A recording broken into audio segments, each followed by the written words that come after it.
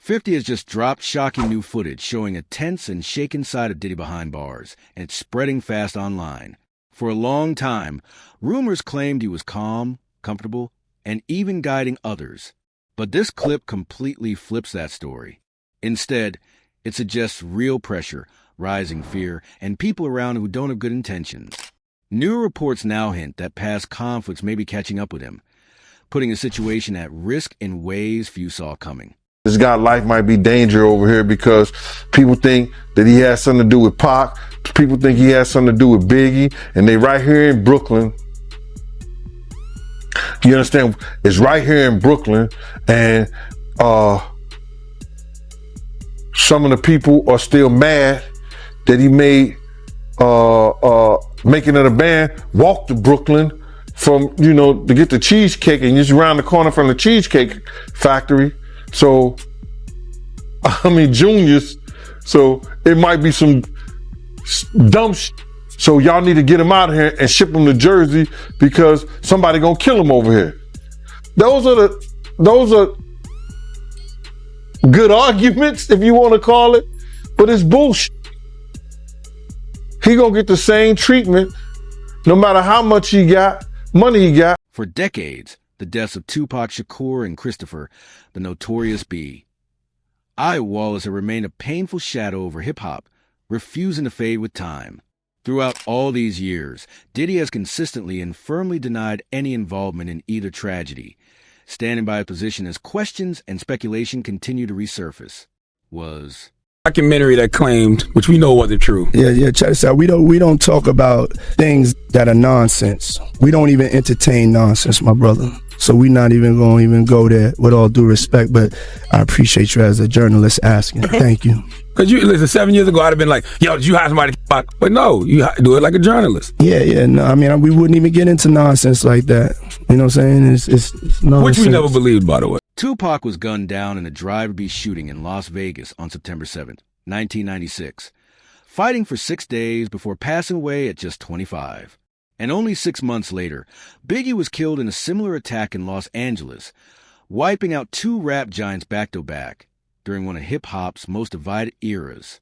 That divide, known as the East Coast-West Coast feud, went far beyond music and was fueled by pride, loyalty, and years of built-up tension, with Diddy standing firmly on the East Coast as Big E's close friend, producer, and the head of Bad Boy Records.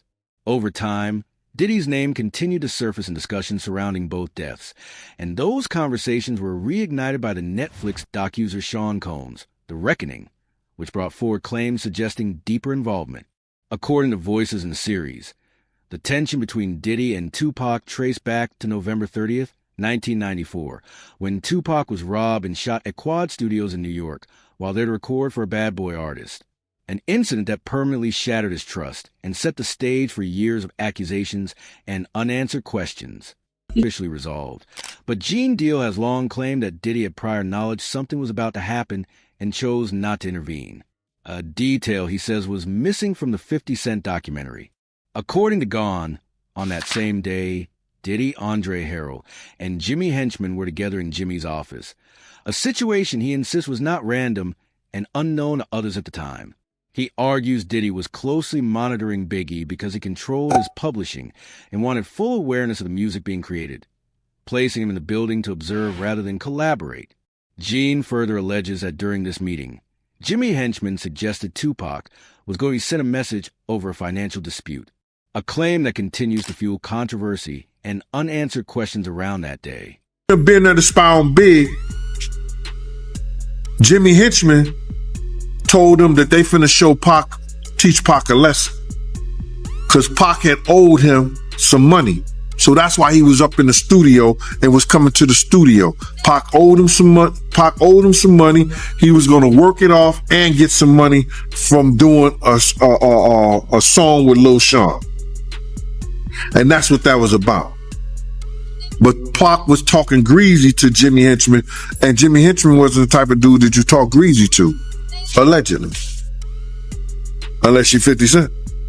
So Diddy knew what was going to happen about it. He knew Pac was about to deal well, yeah. He was there to see it. He was there to see it. He wasn't only there to see Big them when Jimmy Hitchman told him that, he was there to see what's going to happen to Pac. He was there for that. Because had he not been there for that, he would have went up there in the office. He would have went to the studio or the studio session with Big Nim. He would have went to that studio session with Big Nim. He knew what room Big Nim was in. He didn't do that. He was there to see what was going to happen to Pac after Jimmy told him. And that's... Gene says this matches what Kirk Burroughs has also suggested for years, that Diddy was involved behind the scenes in ways the public never saw. He adds that if finances played any role in what happened, Kirk would be in a position to understand how and where that support came from, making these claims even harder to ignore. Burroughs, he also said that, he feels like, Diddy was behind Pac murder. Yeah. If Diddy played a part in that stuff, like he said, Kirk know where the money came from. I'm going to say this. They tried to, if you talk about the Vegas trip and the whole 9 yards, Kirk said that he paid for people to drive out to Vegas. You know what I'm saying? He said he paid for people to drive out of Vegas. I was heavily with Bad Boy at that time. I don't remember that part of it. You understand? I don't remember that part of it. But if Kirk knew and he was paying for people to drive out to Vegas in the whole 9 yards, it's hard to hide $1 million, brother. You ain't going to cash that in the check cashing place. You signing that over to somebody. I said 1,000 times, and I'll say it 1,000 times again. Eric Von Zip showed me and my man Boondang, aka my man Slick, a check for $1 million. We don't know, and everybody trying to say, lying, talking about half of it got paid, 500. I don't know. I know when I asked him about, we asked him, do we ask? No, we didn't ask him. I know when he showed us a check and he walked away after he showed us the check for the $1 million. Diddy has denied every accusation. And in July 2024, the Las Vegas Metropolitan Police confirmed that Sean Combs has never been considered a suspect in Tupac Shakur's homicide investigation, nor has he ever been charged. Dwayne Keith Davis has pleaded not guilty and remains in custody as his trial continues to face delays. Even after Tupac's death, concerns reportedly remain high, with warnings issued to avoid the West Coast. Yet, Diddy continued moving ahead with plans to promote Biggie's upcoming album. According to claims repeated in Sean Combs' The Reckoning, Biggie was hesitant about traveling, but was ultimately persuaded to move forward, a decision that would later be viewed as deeply troubling in hindsight. Gene argues that while many of the key figures are no longer around, financial records still exist, and he believes the real answers may be hidden in documents, payments, and transactions that can still be traced. Nearly 2 years after Quad Studios' incident, Tupac was killed in Las Vegas, a case that remained unsolved for decades and fueled endless rumors across hip-hop. That silence was broken in September 2023 when Dwayne Keith Davis was arrested and charged with prosecutors alleging he played a central role in the crime. The situation intensified again in July 2024 after court filings revealed a previously undisclosed 2009 interview in which Davis reportedly discussed his involvement and repeatedly mentioned Diddy, claiming he was acting under outside direction. Additional law enforcement reports also referenced earlier interviews where Davis allegedly said heated personal conflicts were discussed and that financial incentives were mentioned, adding another layer of controversy to a case that continues to raise serious questions and renewed scrutiny. Claim was an informant in 1997 who told investigators that Puffy had hired the Southside Crips to kill both Suge and Tupac, and that the Crip who was jumped at the MGM was in the group that had done the hit, and that they originally were going to do it at Suge's Vegas nightclub. but then decided to do it right away instead of waiting. This was exactly the same story that Keefe D told us a decade later. Very few people know that immediately after Tupac is shot and that white Cadillac is fleeing, one of the death row entourage, a guy named Alton McDonald, known as Buntree, chases after the Cadillac, and a second shooting takes place between the two vehicles. Alton McDonald's car is struck. In fact, within the Las Vegas files, there's a document that indicates that Alton McDonald's car had been struck by a bullet. Now Puffy isn't connected to that shit. Or else it would have been like a hire or something, you know what I'm saying? The FBI said so the FBI told you he was a dirty motherfucker. So the FBI told you that Zip kept that money as well. They said Zip's a dirty motherfucker. Everybody crossed you. You're the last one to know every thing. Even lawyers, your friends, everybody. Gene Deal says this lines up with what he later learned from Clark Kent, a close associate of Big E who worked in the industry, and openly questioned why Big E was even out that night. According to Clark, Big E was supposed to be traveling, not socializing. And when he asked why they were heading to the Peterson Museum, Big E told him the appearance had been arranged by Puffy and another individual. Gene says he had no idea about this detail at the time and only became aware of it years later, when Clark spoke about it publicly, adding yet another unsettling layer to a timeline that continues to raise serious questions. I seen an interview that Puffy did with Fat Joe where he was talking about Biggie in his last moments in LA, and he told Fat Joe that he didn't want to go to LA, he actually wanted to go to London, but Biggie, he was the one that wanted to go to LA, and he was the one that was pushing to go to LA. That's not true. My name is Kirk Burrows. I ran Bad Boy Entertainment. I helped co-found it. I created the company with him. I raised from general manager to president. And at that time, I put all of those business plans together. And Biggie didn't want to go to LA, ended up going. What got him out there was a week ahead of time to ease him into the whole award show. He may not have wanted to go to London, but was talked into it. First time ever, a rapper of your stature getting this treatment. That would be something he would be interested in doing, but he was easily talked out of it by Sean so that they can make an appearance at an event in LA that Saturday night. A part of the posturing of not only did we come to the award show, not only am I recording my album out here, and Big is going to help me with some of the writing and maybe do something out here where me and him did this song in LA. I'm out on the town. What continues to weigh on Gene Deal the most is that he personally pushed for tighter security before they went out. Sensing the risk ahead, he says he raised the concern repeatedly only to be shut down and told it wasn't necessary. According to Gone, the decision was justified by claims that there wasn't enough budget to increase protection, a response that still haunts him and leaves lingering questions about choices made at a critical moment.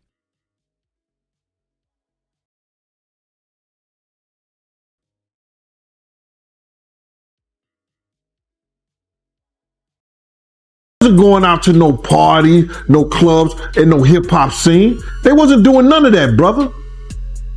But that one particular night they go out, and it was because of Puff and D-Rock. Clark Kent said that shit himself. I've been saying it for years, but everybody was saying, I'm capping. Nah. What do you call Clark Kent? Is he capping? He's a vice president of a record company. You understand what I'm saying? He was DJing for Big. Is he capping? All these people should smack themselves, brother. Because what happened is, when people hear the truth, they can't believe it. Why? They can't understand it. But it happened. We couldn't have done nothing because it was no we. There was no we out there. Big had a security, Paul offered, Reggie Bullock. Puff had me and Kenny. We was down 6 to 8 other men. Dude, and there's 23 people in the entourage. And none of them got no guns. You don't go Cali empty-handed.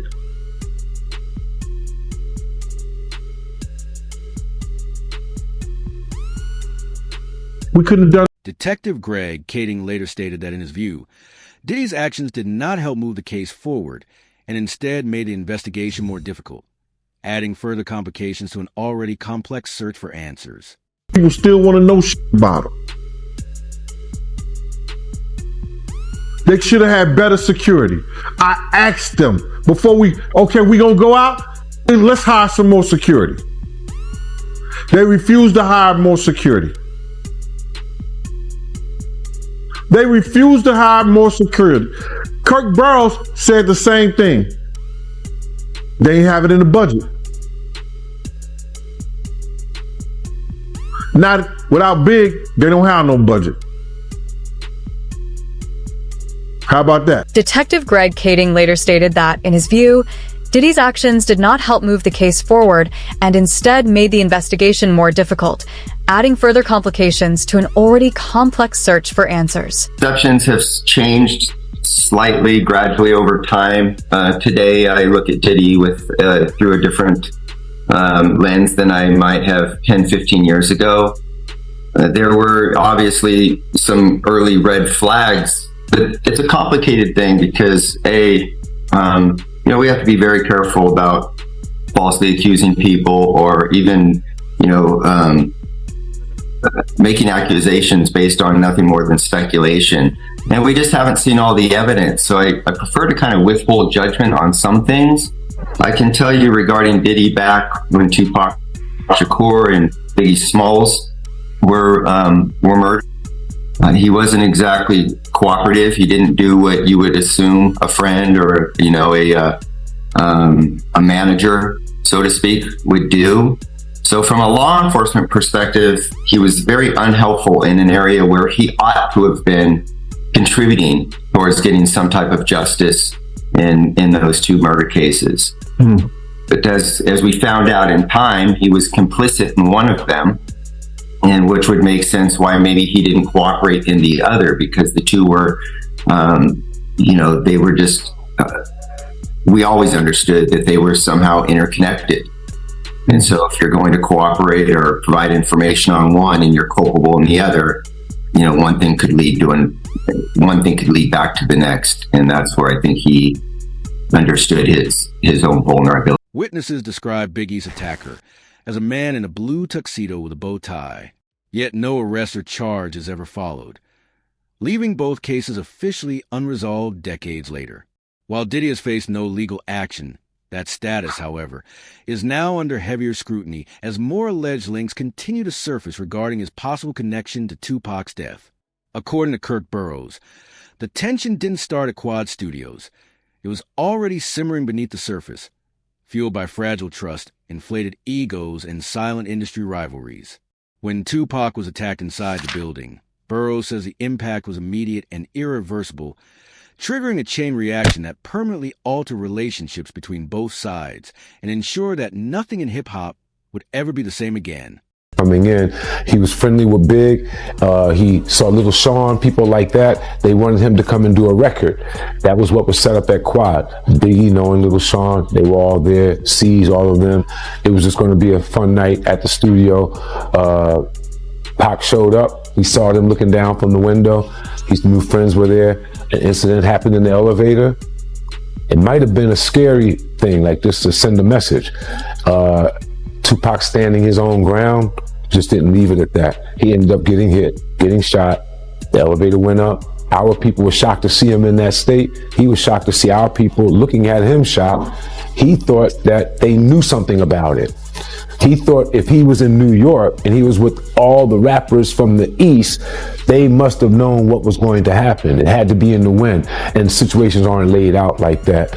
And it was the furthest thing from the truth, but he held that to his heart. And then he went away. A few other things happened, got got better, got repaired, went away, went to jail on a rape charge. Once that came down on him, it looked as if the East Coast must have been the worst thing and the worst place for him to have come to. And it looks as if the friends that he had just turned their backs on him. Suge stepped in.